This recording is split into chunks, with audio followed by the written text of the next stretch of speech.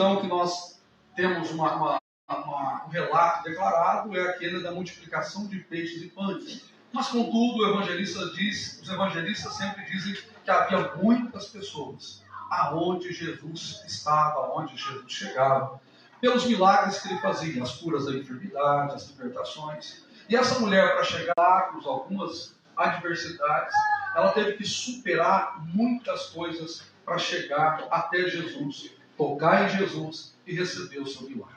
Hoje eu estava em casa e eu comecei a pensar nesta palavra, superação. O que é superação? É a ação de superar, é a ação de vencer obstáculos, é a ação de sobrepujar crises e adversidades. E o crente, o cristão, precisa ser homem e mulher que tenha fé, porque é a nossa fé que nos faz vencermos, triunfarmos, prevalecermos. Por maior que seja a crise, por maior que seja a adversidade, por maior que seja o problema, somente com a fé nós podemos ter superação. Os irmãos estão entendendo? Superação. O que é superação? É você ter a ação de superar.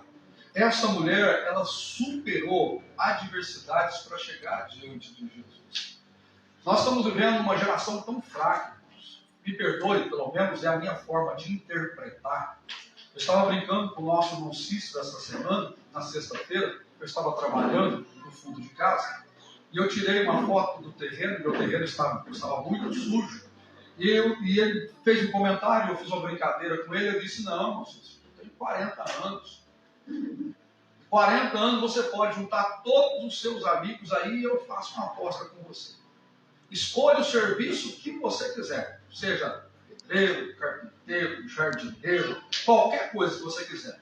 Pode colocar toda a classe dos seus amigos de 20 anos até 35 anos junto comigo.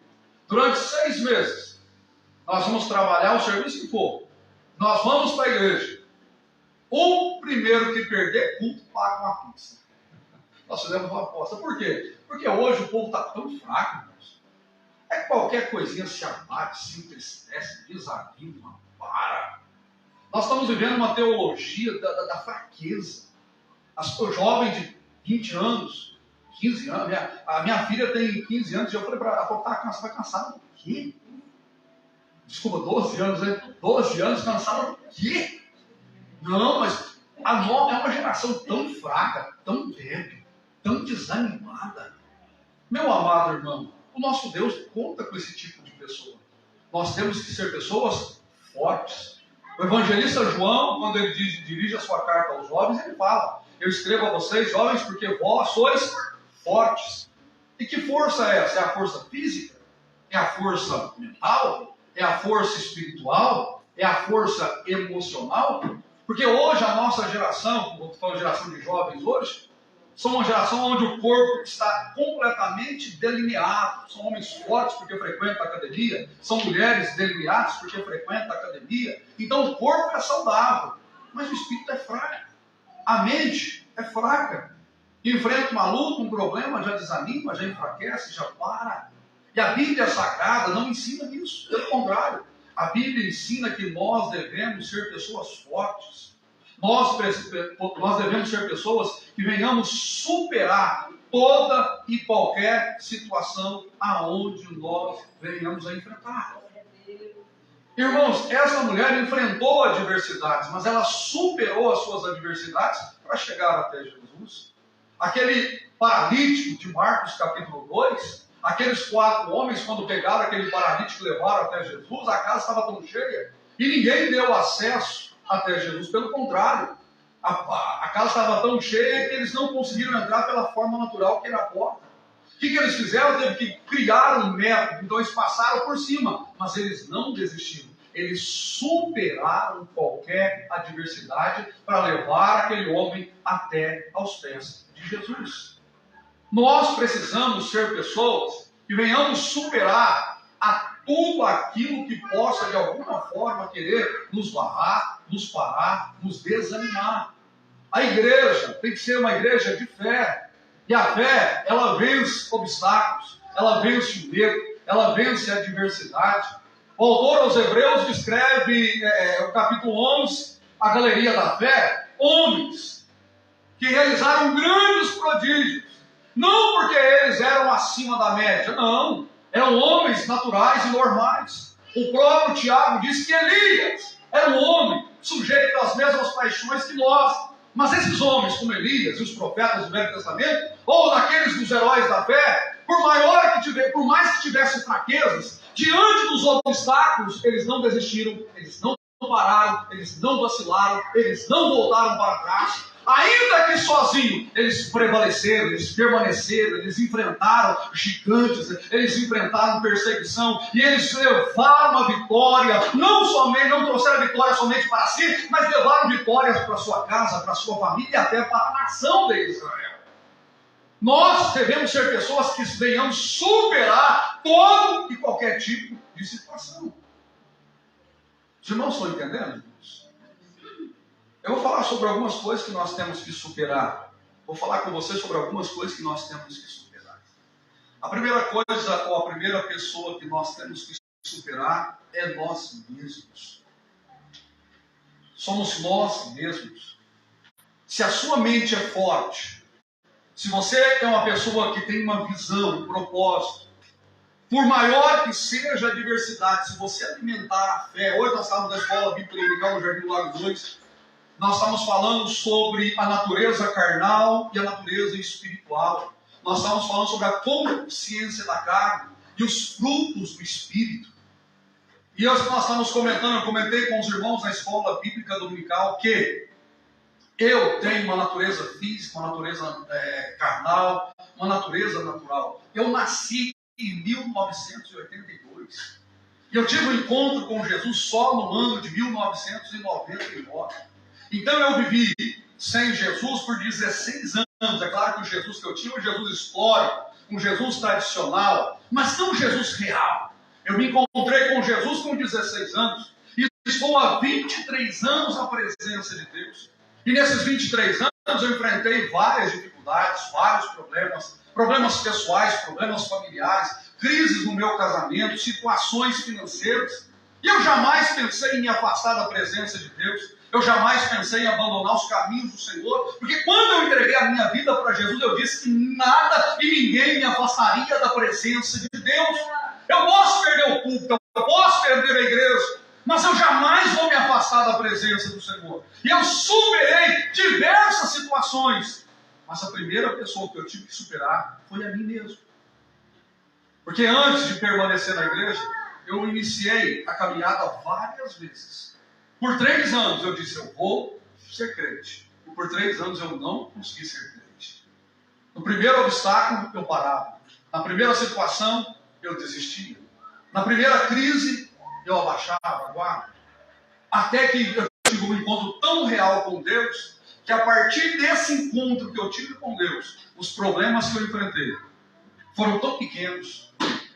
Quando eu entreguei a minha vida para Jesus, lá no final da década de 90, havia uma teologia do sofrimento, da prova, da adversidade. Todo pastor e todo pregador que pegava o microfone falava, irmão, você está sendo provado, você está enfrentando dificuldade, mas Deus é com você. E aquilo causava uma indignação tão grande dentro de mim, porque eu pensava, meu amado irmão, que negócio é esse? O camarada mal consegue ir na igreja. Uma hora está na igreja, outra hora está no mundo. É fraco, é débil, causa escândalo e é prova da parte de Deus? De forma nenhuma. Deus não prova quem não tem capacidade, resistência ou condições de vencer prova nenhuma. Deus só prova homens e mulheres que tenham condições suficientes de passar por aquela prova e de vencer aquela prova. Nosso irmão Wesley falou sobre Jó. Jó, quando foi provado, ele era um homem rico, tinha uma família, aleluia, próspera. Era um homem que dava testemunho no meio da sociedade. As pessoas olhavam para ele e viam ele como um representante de Deus. E a prova veio, perdeu tudo. Mas a sua confiança em Deus não foi abalada. E por que não foi abalada? Porque era aquilo que o sustentava, que o mantinha de pé. E ele superou aquele tempo de crise. A própria mulher dele falou, abandona esse teu Deus e morre. Mas ele teve que vencer até mesmo as acusações ou a sugestão da sua própria esposa. Meu amado irmão, nós temos que ser pessoas, homens e mulheres, que venhamos superar todos os obstáculos, mas primeiro precisamos superar a nós mesmos. Às vezes eu vejo algumas coisas na televisão, e se tem uma coisa que me chama muito a atenção, é quando fazem reportagem com pessoas que tenham determinadas deficiências. Hoje tem que usar os termos corretos, né? Eu confesso aos irmãos que eu não sei quais são os termos corretos. Mas, por exemplo, um cego, um paralítico.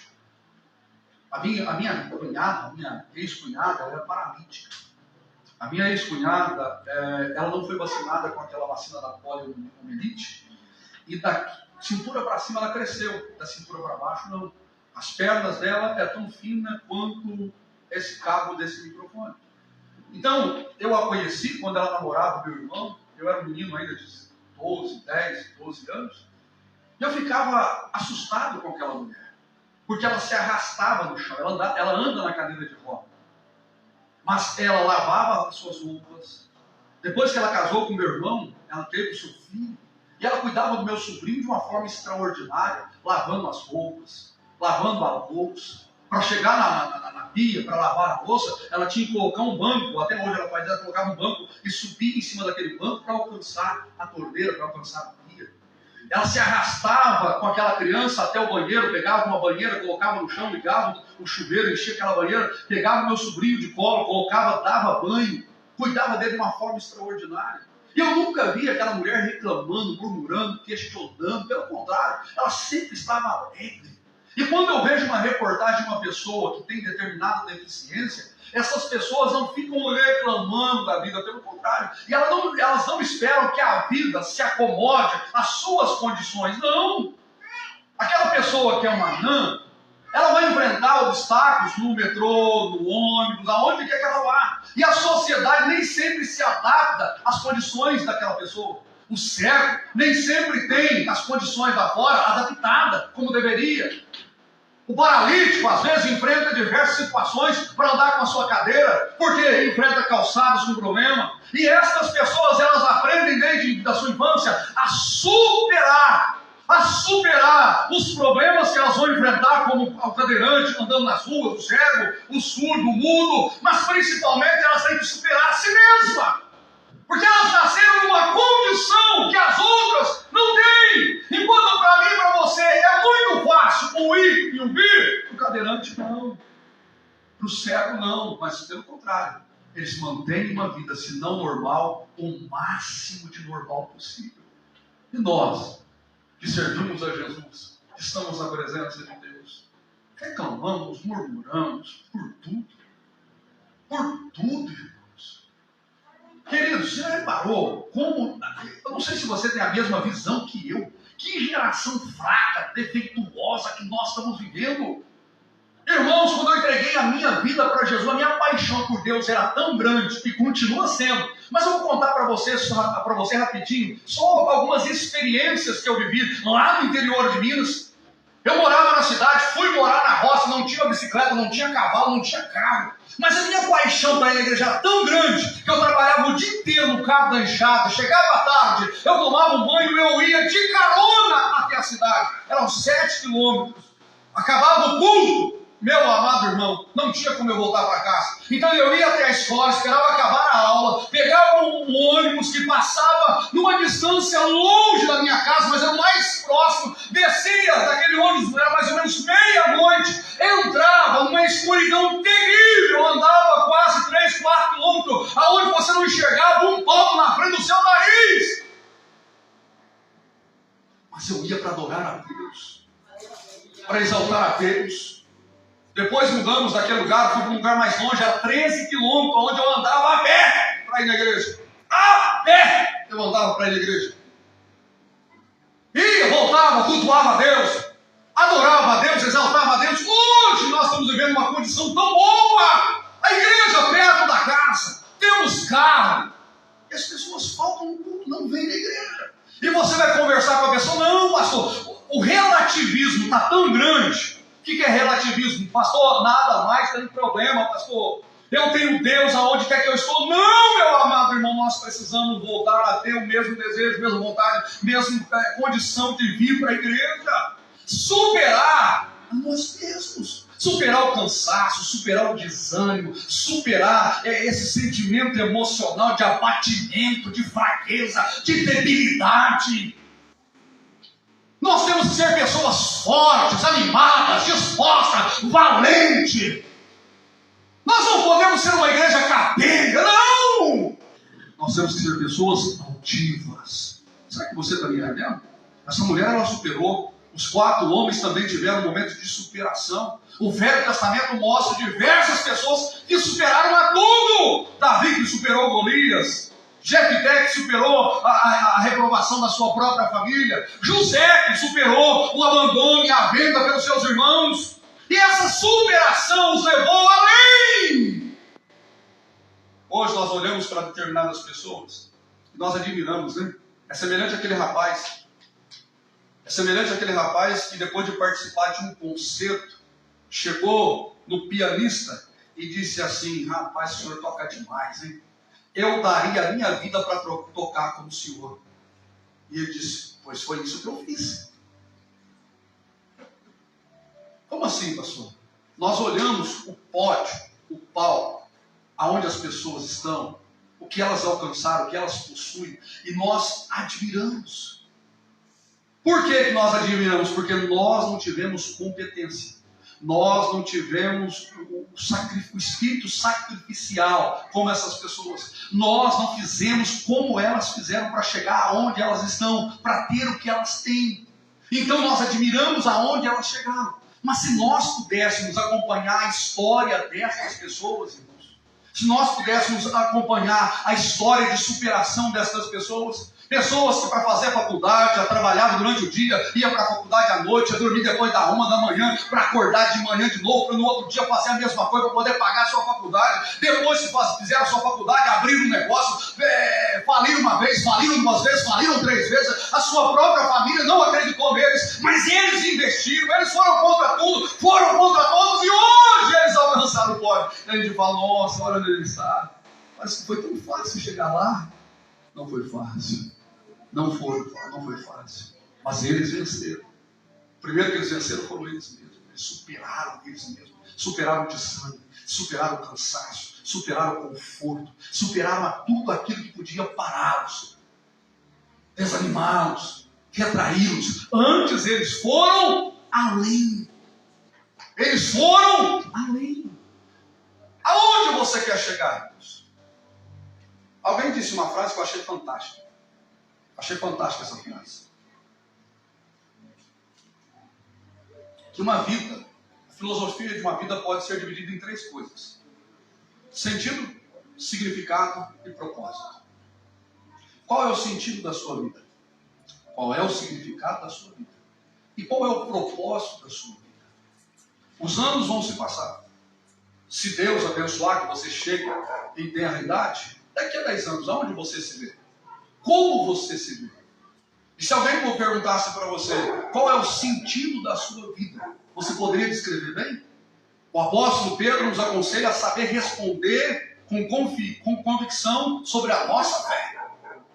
E você saberia responder o significado da sua vida? O porquê você vive, ou para que você vive, ou qual a motivação da sua vida?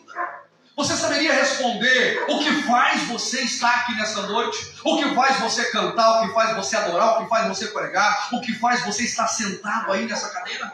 Você poderia me responder o que motiva você, aleluia, a vir nesta noite? Pastor, eu vim aqui só para ouvir a palavra. Não, pastor, eu vim aqui só para cantar louvor. Não, pastor, eu vim aqui porque aqui eu me sinto bem. Qual é o motivo? Qual é o significado da sua vida? Qual é o sentido da sua vida?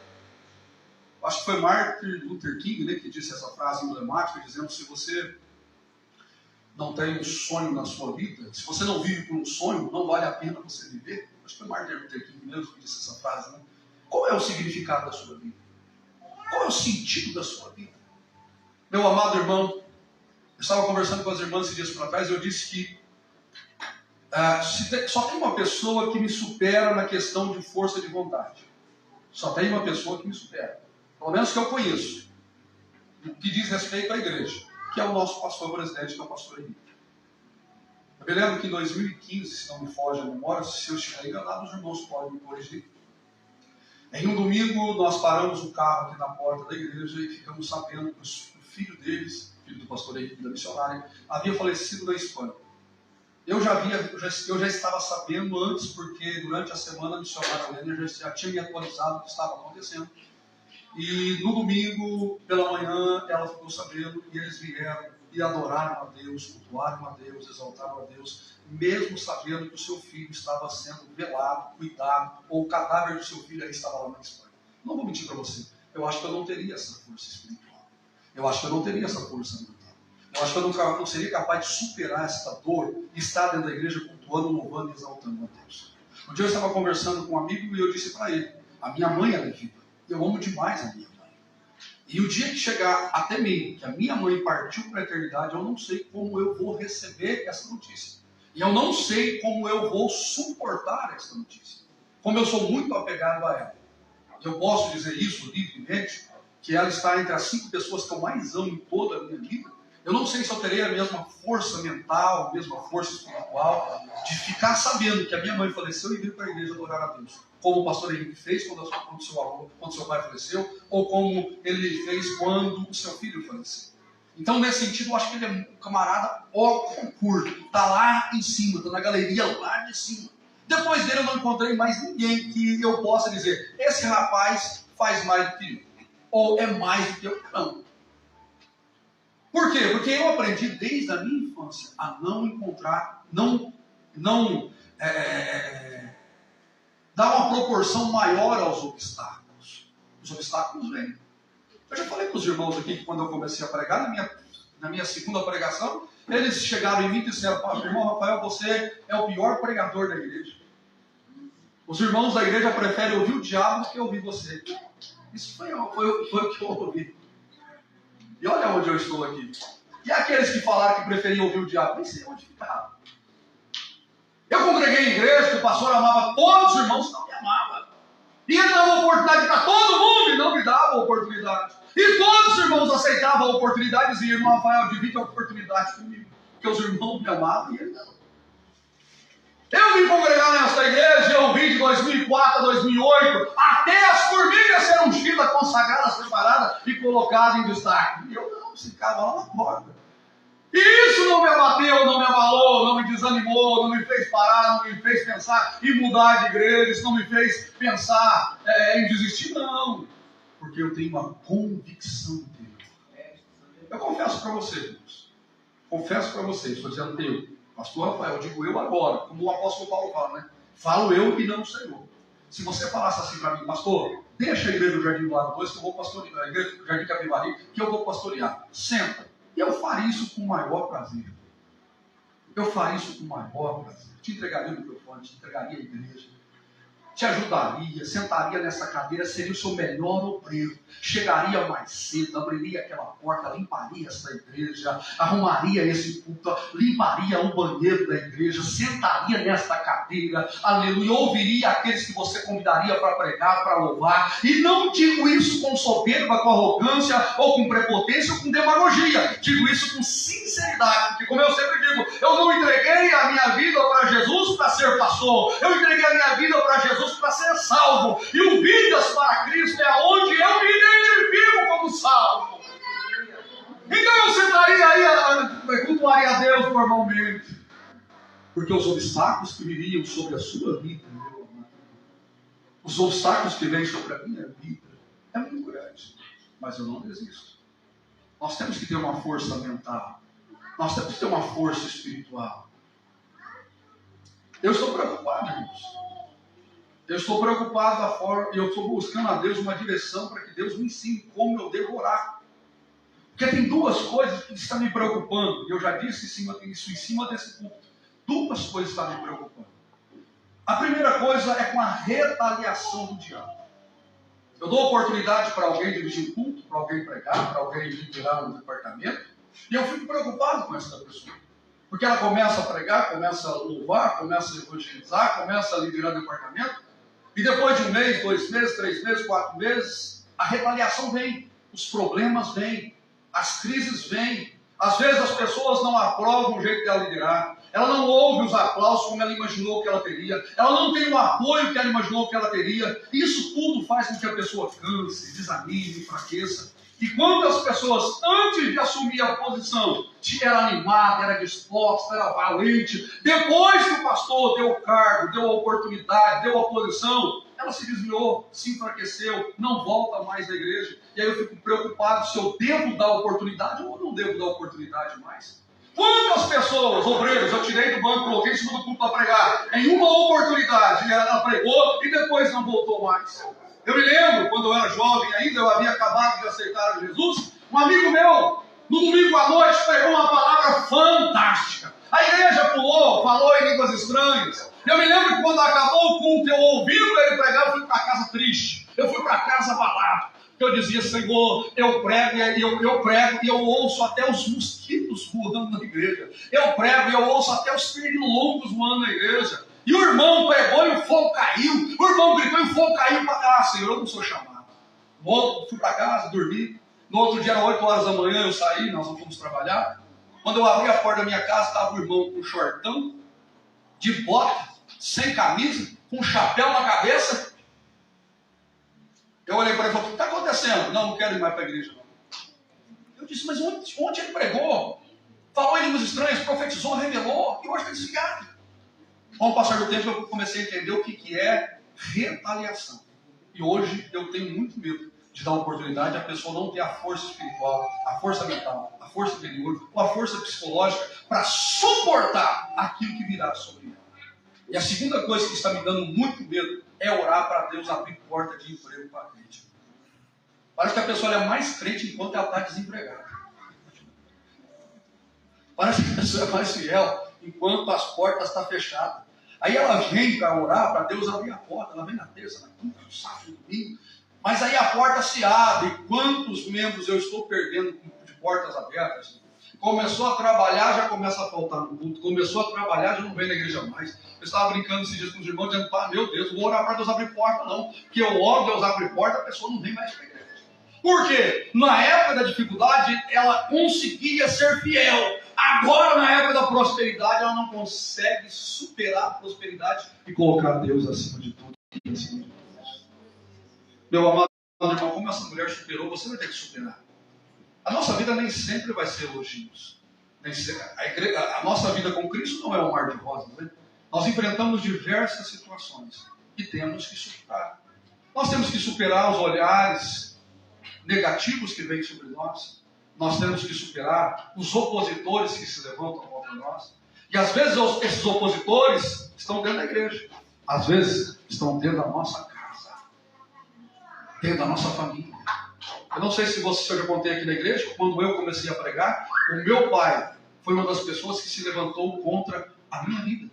Dizendo, só quer saber da igreja, só quer saber de orar, não quer saber de trabalhar, não quer saber de estudar, não quer saber de fazer faculdade, só quer estar na igreja orando, orando, orando, orando, orando.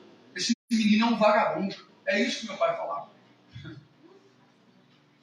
Irmãos, às vezes nós queremos apoio de determinadas pessoas e não recebemos esse apoio. Mas nem por isso nós vamos desistir. Eu não preguei aqui, mas preguei na igreja do Jardim do Lago 2, quero trazer uma mensagem sobre as duas coisas mais importantes que o cristão deve ter. Primeiro, é a certeza da salvação. E a segunda, a convicção do seu chamado. Primeiro, é a certeza da sua salvação.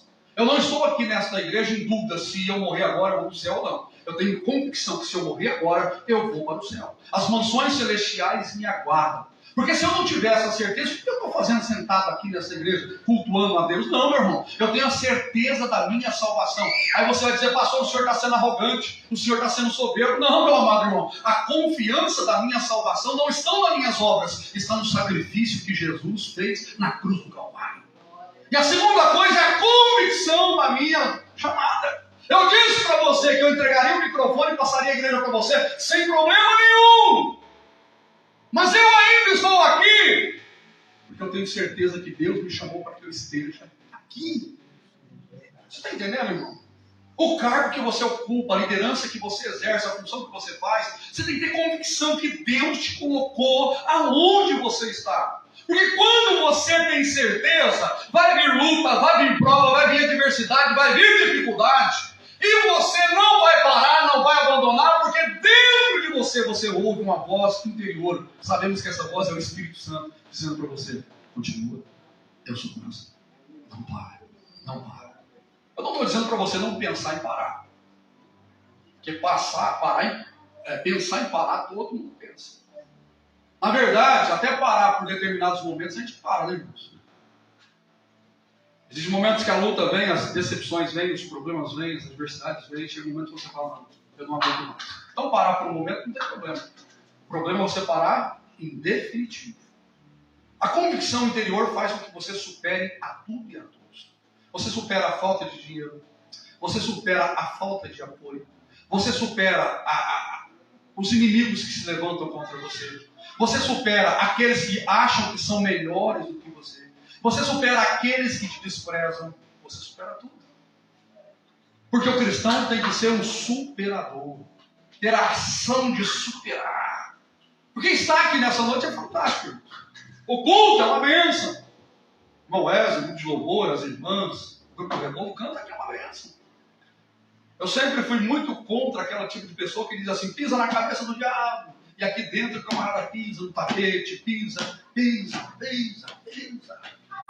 Só que quando acaba o culto, vai embora, vai chegar lá em casa, se a mulher é crente, muitas vezes não é crente, ela vai encontrar o diabo lá com a vida dela. Ou às vezes é o contrário.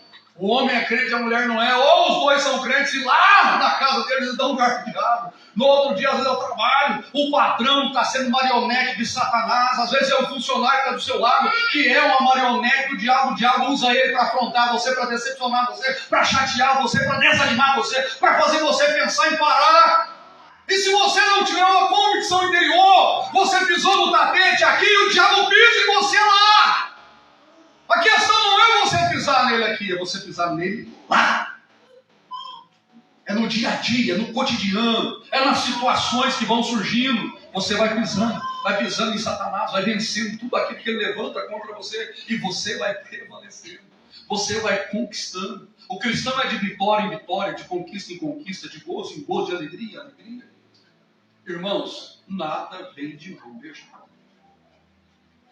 Rapidinho aqui, 10 minutinhos, eu quero falar sobre algumas questões da Bíblia que parecem serem fáceis. Primeiro, Jacó, aquele que segura no calcanhar. Esse homem teve uma vida muito triste.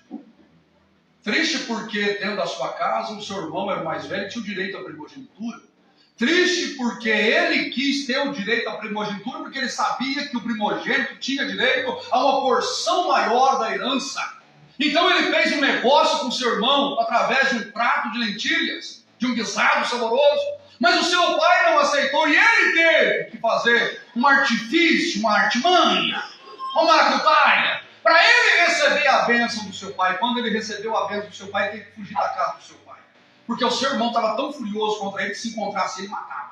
E ele saiu da casa do seu pai só com um jornal, indo para a casa de um tio que ele não conhecia. Quando chegou lá, a primeira coisa que ele viu, a primeira pessoa que ele viu foi uma mulher linda.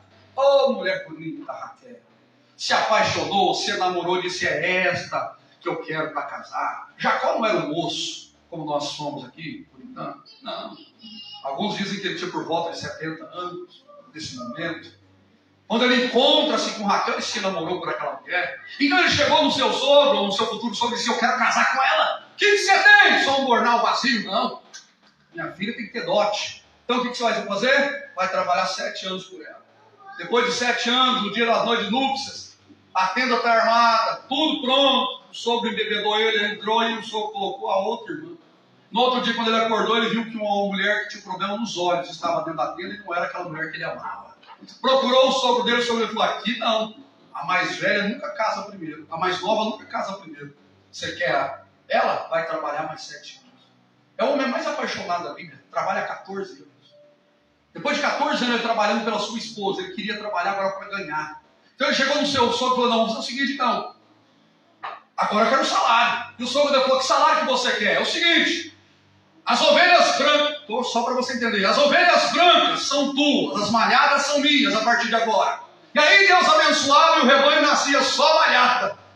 O sogro ficou inquieto, foi lá e mudou a cor. Disse: agora só as malhadas é sua e as brancas são minhas. E Deus o abençoava, ele foi ficando rico. Depois de 6 anos ele falou assim: não vou ficar aqui mais não. Chamou a mulher dele, chamou os filhos, falou: vamos embora para casa de pai. Agora eu sou rico.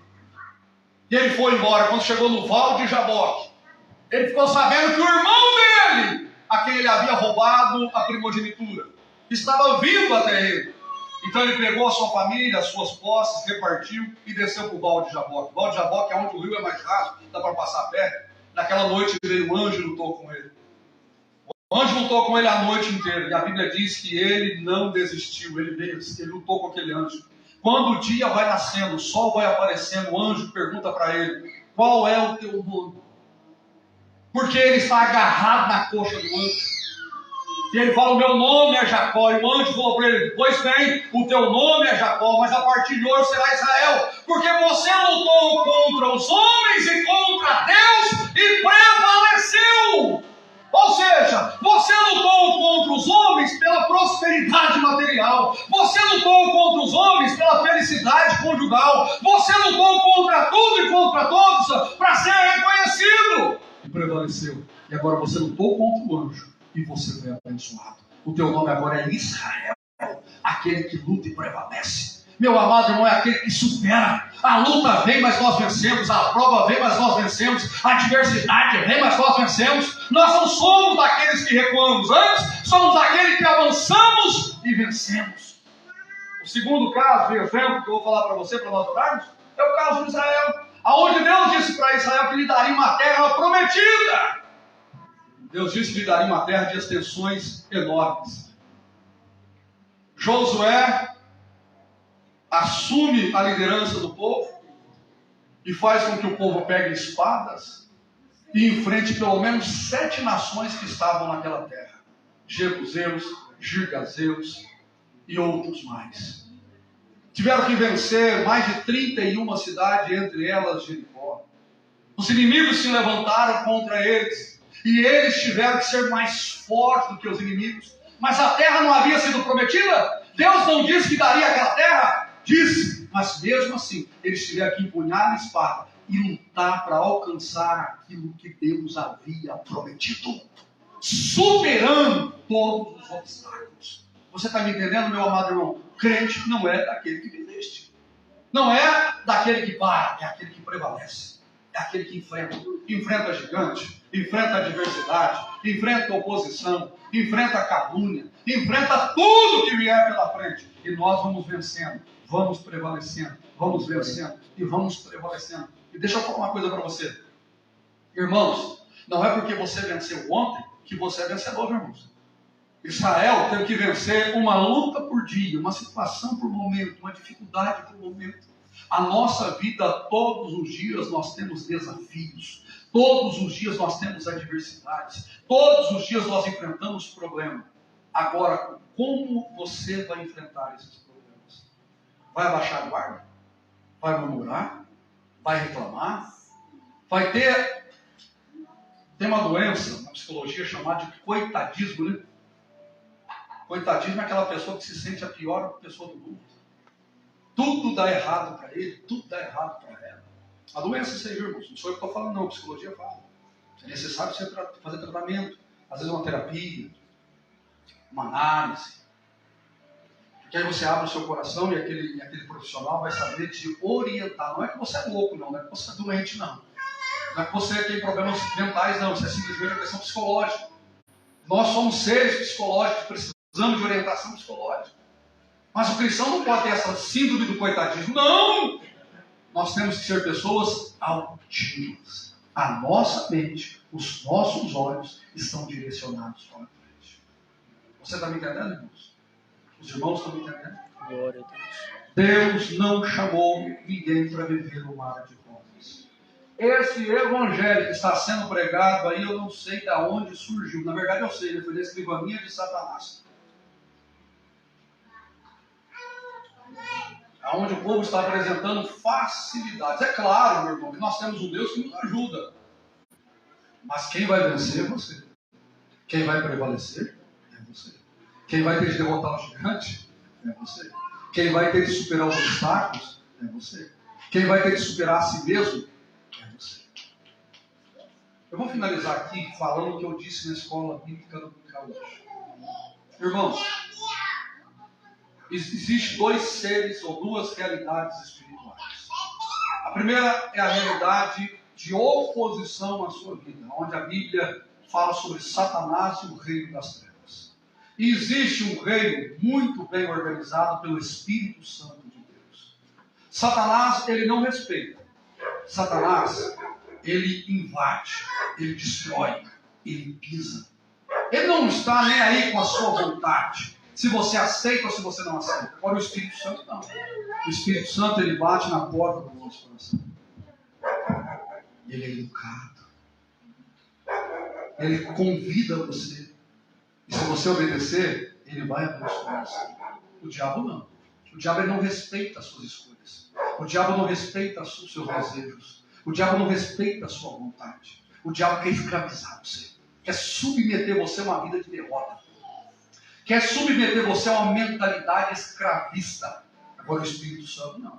Ele convida você para uma vida de vitória, para uma vida abundante, para uma vida próspera.